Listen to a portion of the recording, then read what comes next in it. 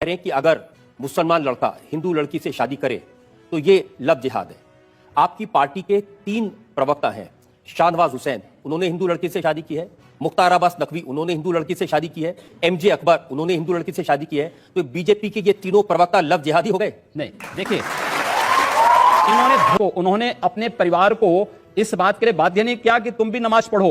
एक पति अपनी पत्नी से क्या कहता है और पत्नी ये नहीं, आप मंदिर जाते हैं आ रहे हैं और दीपावली भी मनाते हैं।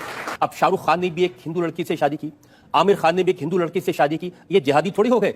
ये बताइए कि आपने कभी किसी से प्यार किया है? देखिए मैं एक सन्यासी हूं। मैं इसलिए पूछ रहा हूं क्योंकि जब आपने इश्क नहीं किया, मोहब्बत नहीं की, तो आपको क्या मालूम जब कोई किसी को दिल देता है तो उसका बायोडाटा थोड़ी पहले पूछेगा। ऐसा नहीं, देखिए योगी जी प्यार मोहब्बत की बात तो ठीक है, लेकिन जब आपके भाषण सुनते हैं ऐसा लगता है कि आप सिर्फ नफरत फैला रहे हैं, जैसे सिर्फ आग लगा रहे हैं, जैसे किसी का खून पीना चाहते हैं। मैं एक सन्यासी हूं। आप कहते हैं कि अगर एक हिंदू का खून बहेगा तो हम 10 मुसलमान का खून बहाएंगे।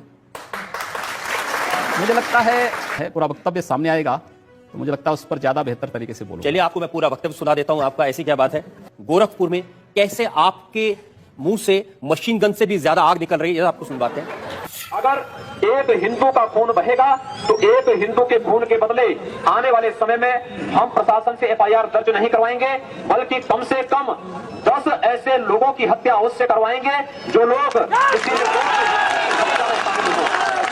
कतई अब बर्दाश्त की सीमाएं समाप्त हो चुकी हैं।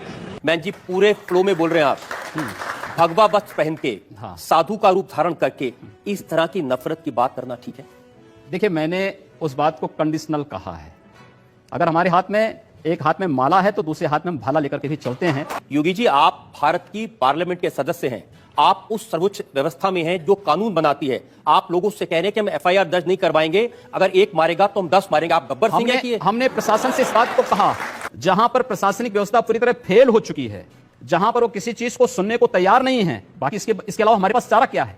जनता को आप मूर्ख समझना बंद कर दीजिए। मुझे लगता है जब कानून और व्यवस्था फेल हो जाती है, जंगल राज हो जाता है, तो जंगल राज का जवाब जैसे को तैसा देने की तैयारी होनी चाहिए। योगी जी प्रधानमंत्री नरेंद्र मोदी कहते हैं सबका साथ सबका विकास। ऐसे विकास करेंगे लोगों के घर जला के उनको मार के? हमने कहा हम पहल नहीं कर रहे हैं, हम कह रहे हैं कोई हमारा जलाएगा तो ये निश्चिंत होकर के नहीं आप लोगों को भड़का रहे हैं, उनको हिंसा करने के लिए उकसा रहे हैं, ये कानूनन अपराध है। हम अन्याय सहेंगे भी नहीं।